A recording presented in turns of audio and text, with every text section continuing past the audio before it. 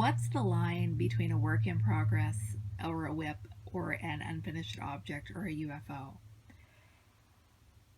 At what point does it become one and not the other? And have you ever been able to put your finger on the cause of that? I'm Michelle from Michelle's Romantic Tangle, and I have decided that over the next few weeks or months, I'm going to tackle my UFOs and I am going to see if I can learn from my own mistakes and maybe share my cautionary tales with you so that you can learn from my mistakes. Each of these projects is a UFO for a totally different reason, and I have a couple others in my stash that have reasons of their own. We're going to start out focusing on Ripe Apples, which is a Riiolis kit. I bought it on clearance at Hobby Lobby and started it as a Mania start in 2019. I loved it. I adored it. And then I got bogged down and tucked it in a dark corner and forgot I was working on it.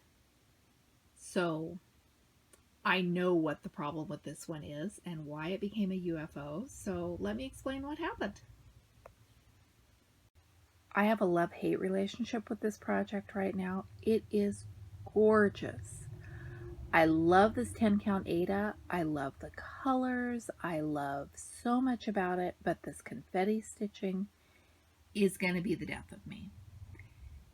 It is my own fault. I made poor decisions and I doubled down on my poor decisions, and it has left me with a mess. And at this point, it would be done. I could leave this in a drawer forever. It has been in a drawer for a long time because I honestly forgot I was working on it because it had been in a drawer for so long. The problem is the confetti stitching. And what I did, instead of filling everything in as I went, I left holes with the intention of going back later to fill in the holes, and I am at the point where I've done the easy stuff. Now I have these hard little random stitches to fill in. All these, those are different colors, or most of them are different colors.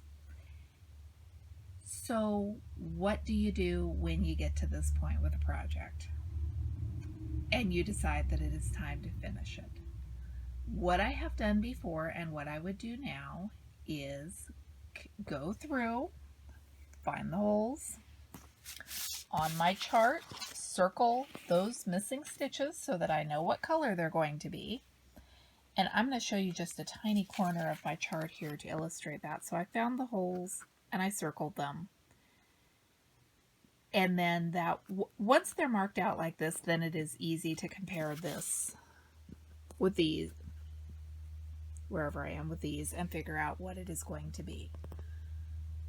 The problem is this is big and it gets overwhelming fast. So in normal circumstances, what I would do is I would take my chart, and you can see I've done it here. These lines show I know everything that is in this lined off portion is done. On this one though, there is a lot of back stitching, and the back stitching, can you see the weave of the basket there has some back stitching in it?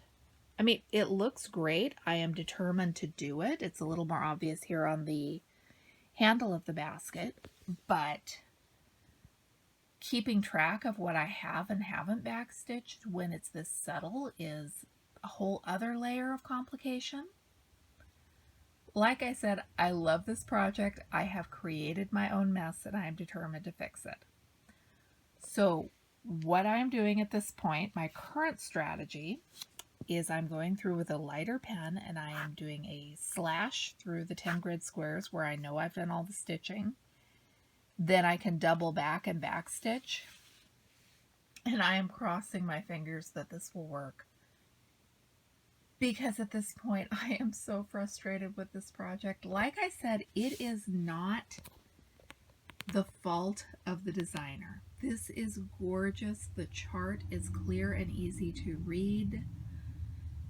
There are a lot of blended colors, and the way, if you look at this basket weave, it's not there's not a logical way I could find to stitch this as I went. It's confetti stitching. It is complicated, but if you look at the finished piece, the way this looks totally justifies all this confetti stitching. I just need to suck it up and put my nose to the grindstone and fill in these little bits. And if you look at it, there is not that much left to do. So I'm going to stop filming now. I am going to go stitch, and I will check in with you later and let you know how the progress is going. It has been not quite 2.5 hours since I filmed the last segment of this video, and look, it is done. The confetti is filled in, the back stitching is done. I've pulled out my grid lines, and I've gone from a UFO to finished and ready for the under the bed box. I am so happy with this. I can't even. Now, I did spend about 2 hours working on the confetti before I got the idea to do the video for this one. So it went from buried, half-forgotten UFO to finished stitched project in less than 5 hours. I had built this up in my head to a much bigger problem than it actually was. And I am just giddy that it's done. Some of the back stitching that didn't make sense when I was looking at it on the piece as I was stitching it, now that I'm looking at it here through the camera lens, I can see why it's there. And if I hang it on a wall like a reasonable cross stitcher would, then yeah, this back stitching totally makes sense. I love this piece. I loved it when I first started it. I loved it. I liked it when I picked up the kit. This was one of those Hobby Lobby clearance kits from a couple years ago, so I got it fairly cheap, and it was pretty, and I didn't notice that it was 10 count Aida. Surprisingly, I like the 10 count Aida. And learning from my mistakes, going forward, I am telling myself and I am telling you that I will not leave holes to fill in later. I have got to stop doing that. That is probably one of my #1 reasons things wind up being UFOs. I need to stop it. Really, that was the problem with this piece.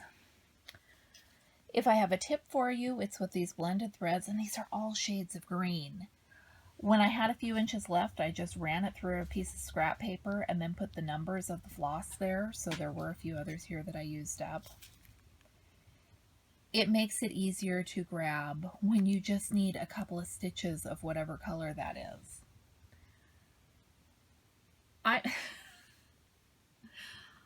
Words are failing me. I am so happy I got this done, and now I'm going to eyeball my stack of other UFOs and see which one I'm going to tackle next. I think I have an idea, but I'm not going to commit myself.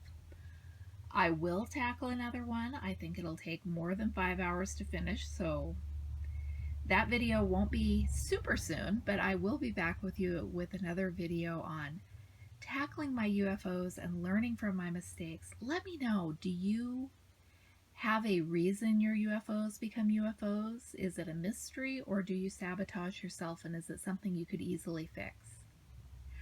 Thanks so much for watching. I'm Michelle with Michelle's Romantic Tangle, and I'll be back with you again very soon.